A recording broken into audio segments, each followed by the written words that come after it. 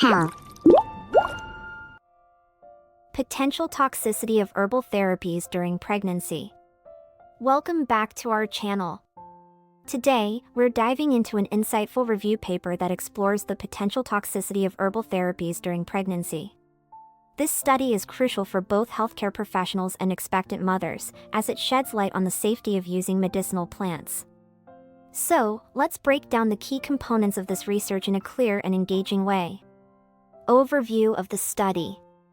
The authors, Gholamreza Karimi and Adel Garani Azam, conducted a thorough review of existing literature to assess the safety of herbal medicines during pregnancy. This review is not just a collection of findings but a systematic analysis that adheres to the PRISMA checklist for transparency and rigor. Introduction. In recent years, there has been a growing interest in the use of herbal products, especially among pregnant women. This video aims to unpack the findings from a meticulous review of 35 studies involving nearly 40,000 participants. We'll explore why certain studies were included or excluded, and how this shapes our understanding of herbal medicine's role during pregnancy. Key points.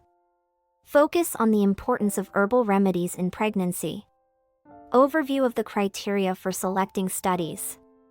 Mention of the PRISMA checklist used for evaluating the included articles. Methodology and selection criteria. To gather data, the researchers performed a systematic literature search across multiple databases like PubMed, Scopus, and Google Scholar. They focused on articles related to pregnancy, toxicity, medicinal plants. Using the PICO framework, they formulated their search strategy, which included various terms related to herbal medicines and their potential risks during pregnancy. Key points. Inclusion criteria. The criteria were broad to capture as many relevant studies as possible. Exclusion criteria, letters, review articles, and animal studies were excluded to maintain focus on human data. Now, let's talk about how they conducted the research. They started with a broad search across multiple databases, including PubMed and Scopus, which yielded over 4,500 records. After a thorough screening process, they narrowed it down to 35 studies that met our strict inclusion criteria. Their process. Literature search. We searched for articles published in English and excluded letters, review articles, and animal studies. Data extraction. 2 independent authors performed this task, ensuring accuracy and reliability. Any disagreements were resolved by a third author.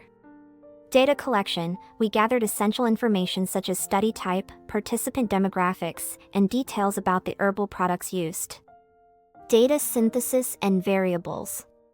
Once the articles were collected, the authors meticulously recorded essential data from each study, including bibliographic details, study type, number of participants, mean age of participants, details on herbal products used.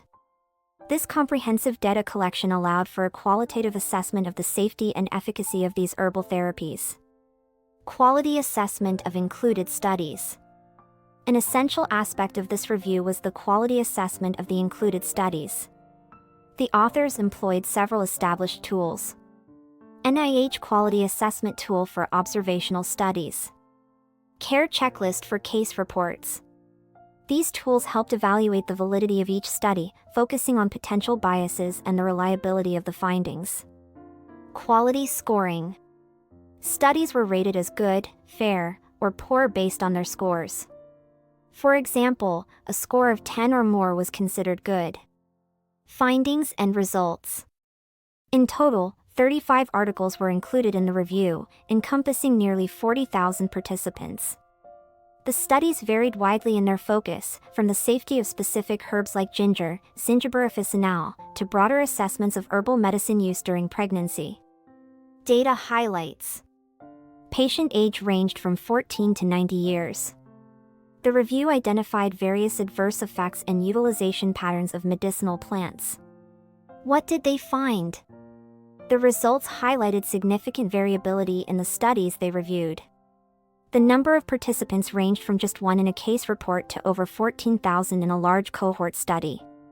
Findings include Diversity of studies, a mix of observational and interventional studies. Participant age, ranging from 14 to 90 years. Key variables, we assessed various factors, including the safety and side effects of the herbal products.